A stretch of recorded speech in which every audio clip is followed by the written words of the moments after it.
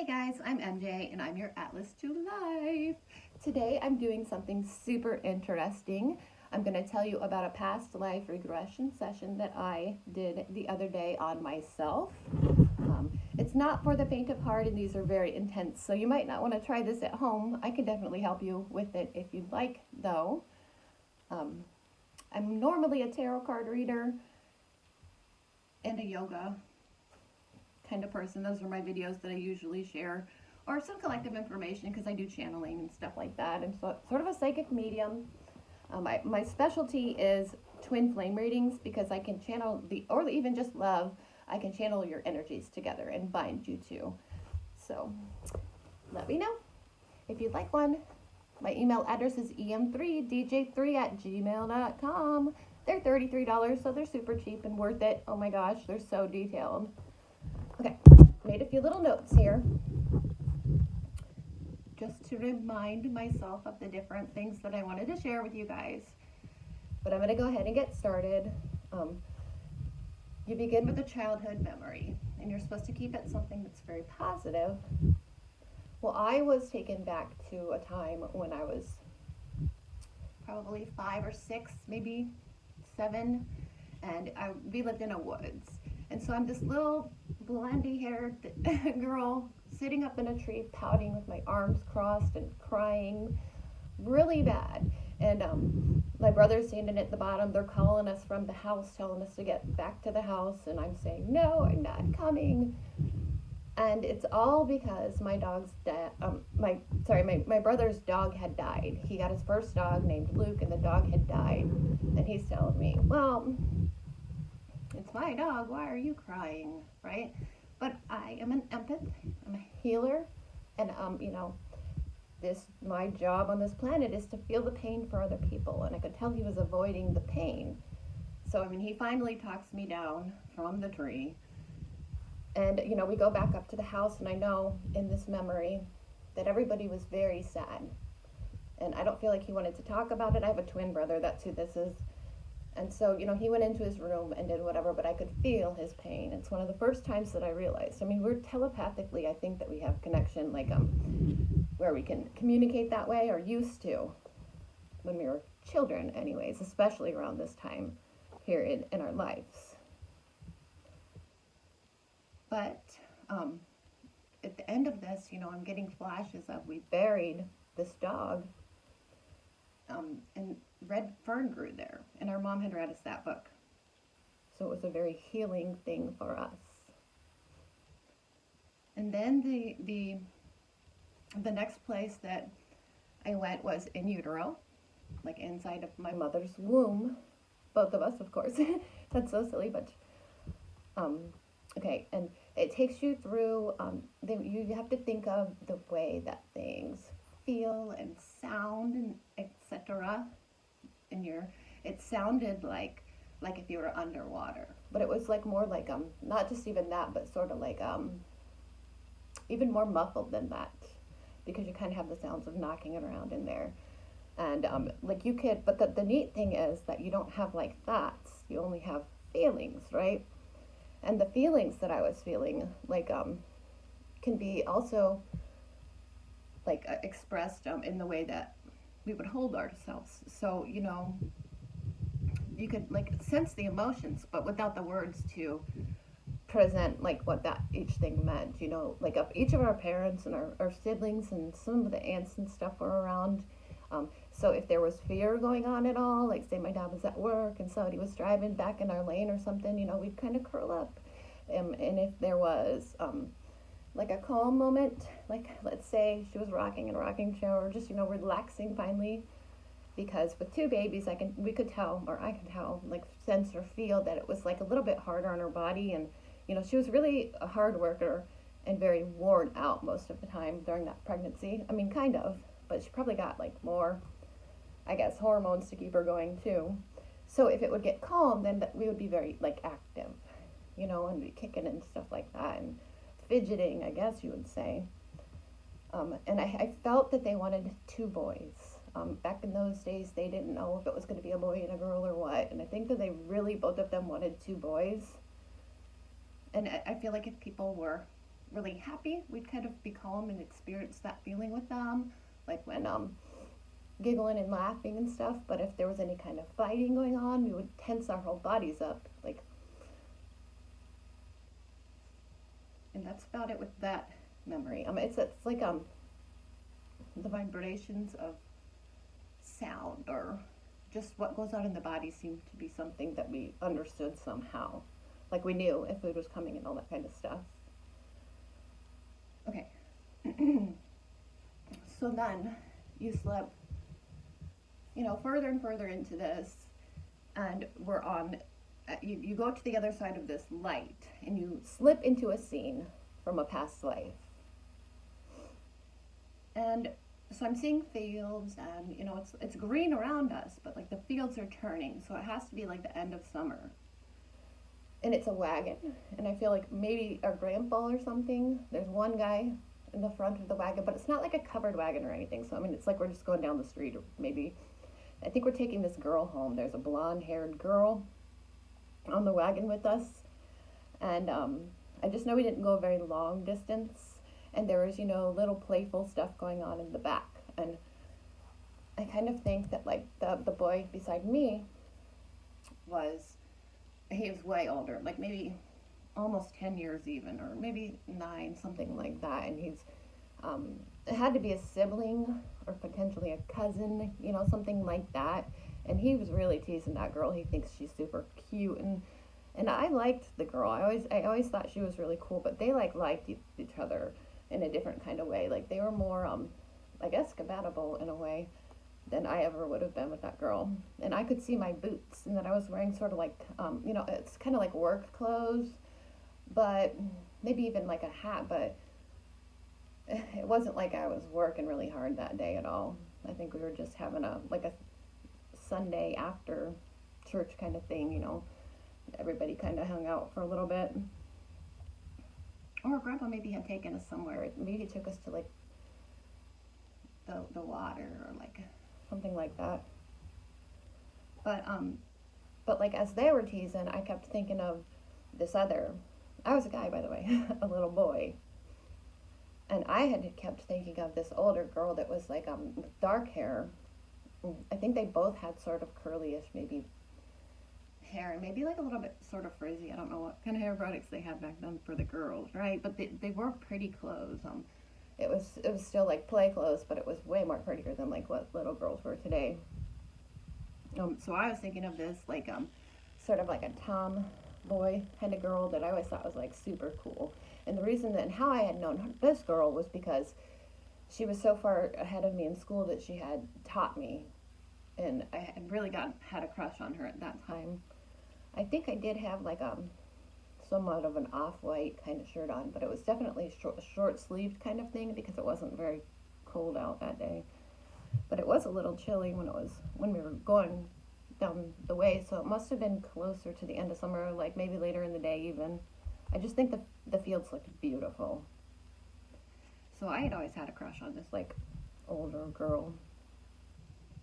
But I was still teasing around too. You moved forward, I moved forward into, a little bit later in that lifetime next.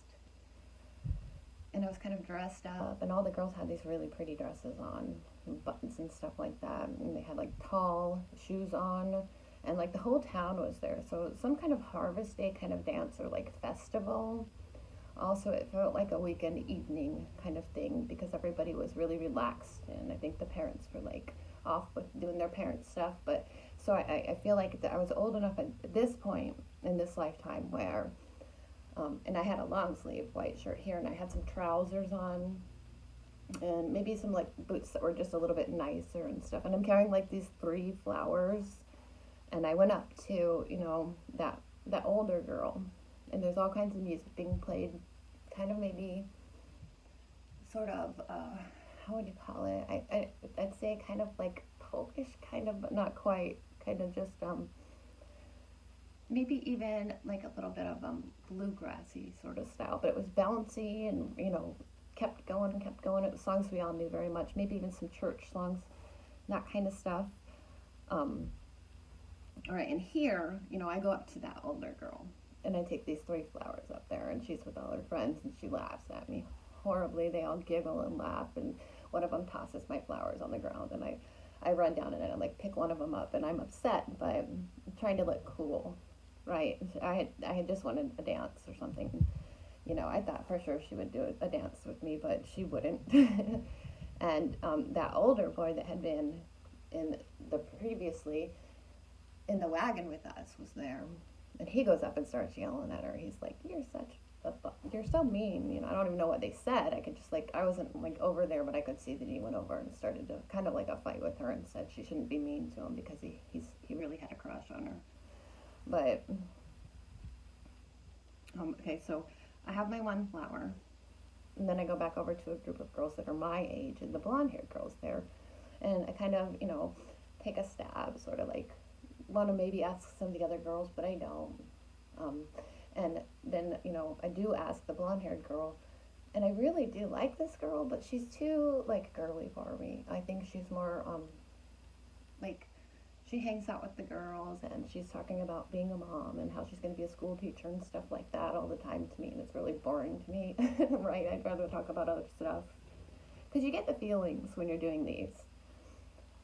And so she's definitely tickled, and she's absolutely like, yes. And we dance, and it's really shy and awkward, and, you know, it's getting into evening, and we sort of talk under the stars. But then again, I'm getting kind of bored again with her conversation, and she's talking about how many kids she wants to have and things like that, and like about her family stuff. And so we kind of fizzle away, and my friends kind of pull me towards them, and then she goes and sort of like talks to her friends. She's going to go back and hang out with her friends, her girls. She's going to tell them all about everything that happened, and I think there's maybe like a little kiss or something, or hug, maybe, probably just hug, something that didn't feel real too exciting to me. I was just kind of like, but farther still, you know, in that lifetime, because then you move back a little bit farther in that lifetime, and you know, it's a meeting place. And we're, I would say, 13, 14, and we had a meeting place, and it was like right where these rivers met, and it looked kind of like a heart. They were bigger rivers, but it looked like, you know, 2 of them went this way, and then like one went like back here. So it was like, we used to call it like a little, like our love meeting spot, because it looked just like a heart. And you know, we have like a little rendezvous, like maybe 15, even like 14, 15. It feels like we're just about at that age where we're going to choose to get married or whatever.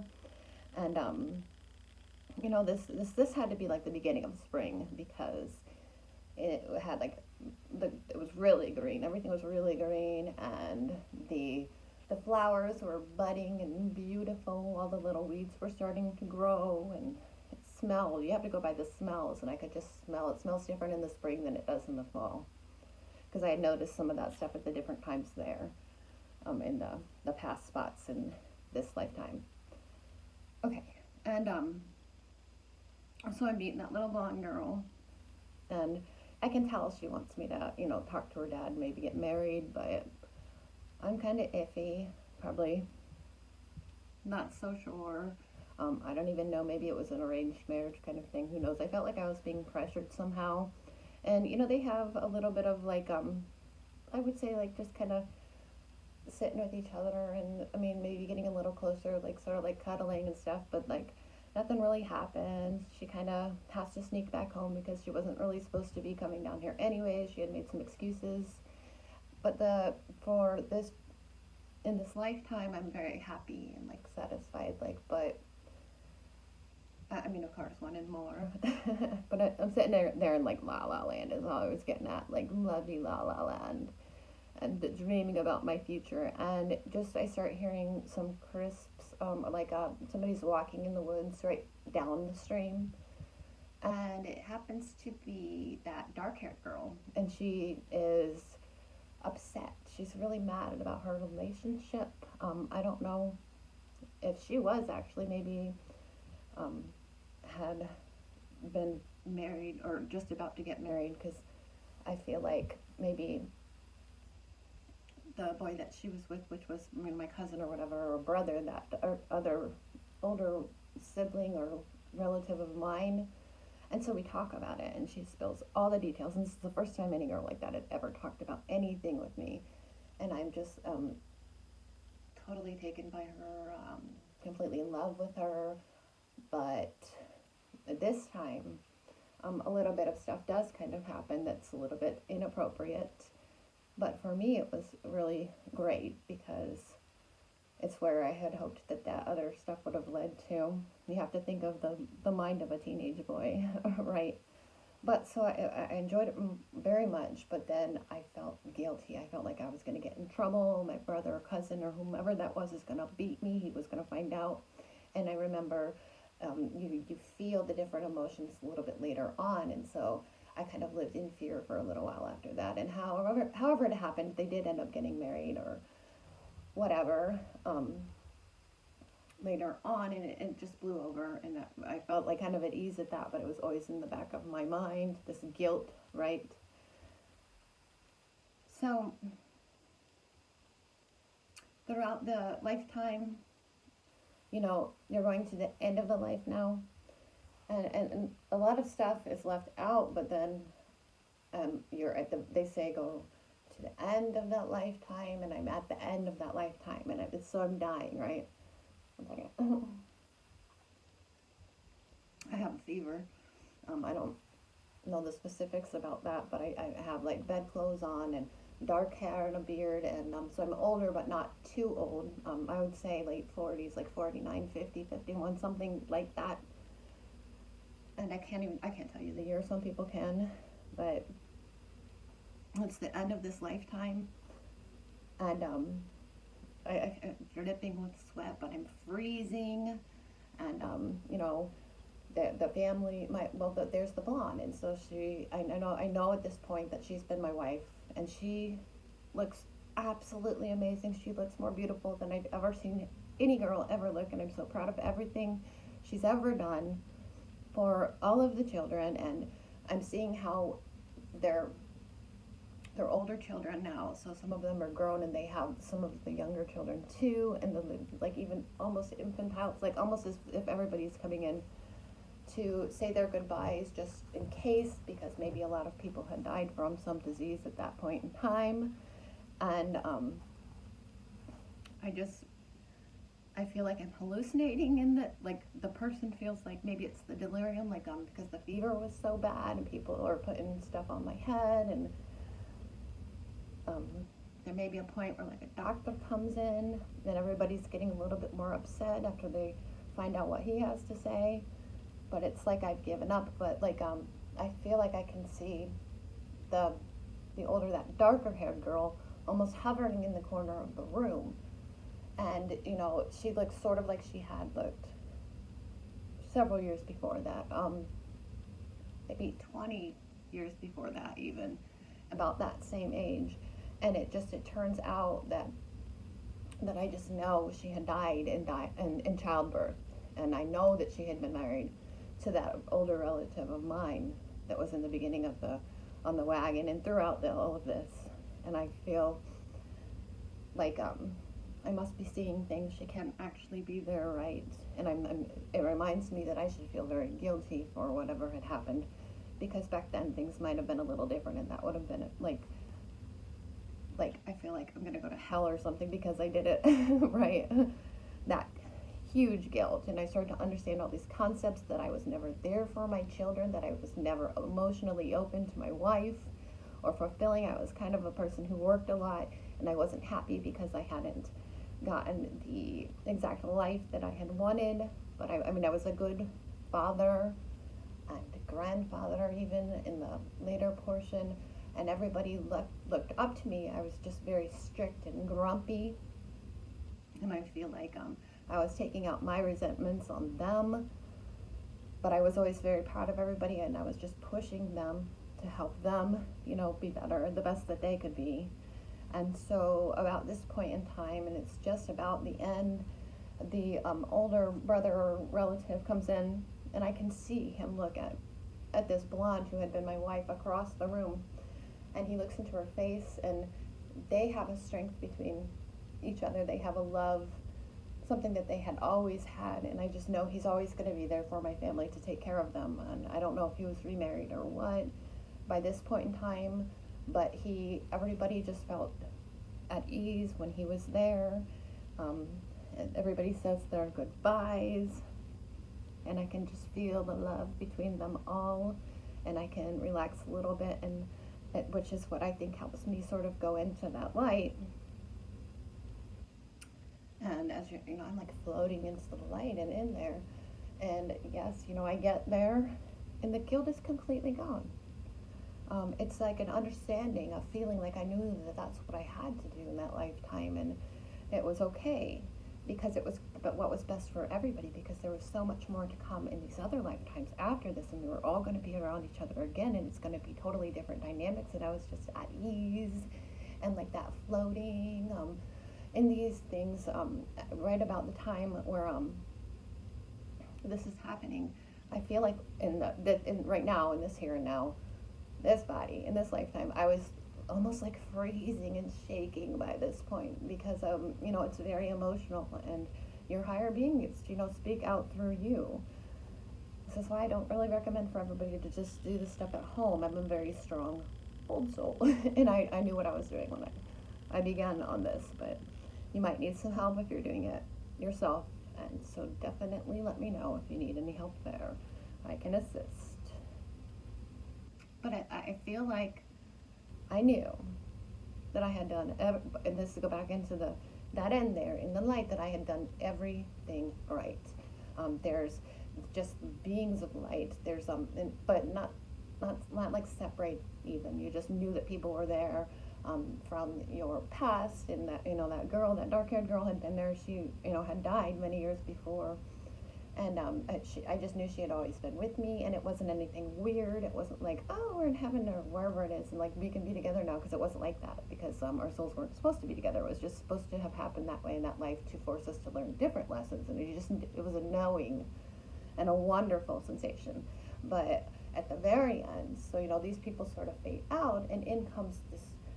It's a massive light. It's healing me, and it's like a white light that's like gold, and like that perfect color, like of actual gold.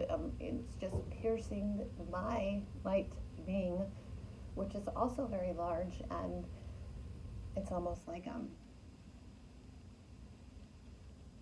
that source, pure, full, unconditional fulfillment, that love, that one love that's within all of us. And there's communication going on. It's like a purple healing kind of feeling, and I feel like I can't say if that is like what some people would refer to as God, or if that was like my main angel. There was a lot of communication going on, and this is right away where it's like reviewing certain things, but it was like at the speed of light, and it wasn't with words or anything like that. It was like almost deciding what next. So there you go. And it's kind of, I'm a shy person, but I do all these things anyways, because I really want to share my love with everyone else. So if anybody has any kind of past life stuff that they've done, or they've even gone and gotten it done, which I would absolutely think would be super cool to do for others, and which would be like something that would be neat for me to get certification in, and it'd be neat if I could go, get some done, with a professional hypnotist too. I think that'd be super cool. But let me know what your thoughts are and what you think about any of this stuff. I just know that we are always together. I didn't feel like I was away from the people that were back on Earth, and I didn't feel like I was ever at any point been separate from the ones that were on the other side either. And it was a big giant team. It wasn't like just 2 people or 3 people. It was just everybody, because we're all sort of connected, and it's all connected, but like the ones that were tied to me, like everybody, it was beautiful. I would almost like make sound references for you, but once again, I'm kind of shy. All right, I hope you enjoyed that. It's super cool. To me, that's so interesting, and I'd love to hear some other people's stories too. So if you have anything to share in any way, please do.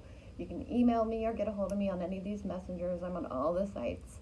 But if you'd like to do email, it's em3dj3@gmail.com. All right, so stay grateful, stay thankful, and we will all be blessed collectively. You know, do it anyways, always.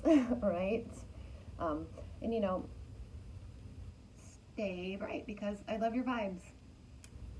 Peace and love. Namaste for me, MJ, your Alice to life. Peace. I'm out. Love you.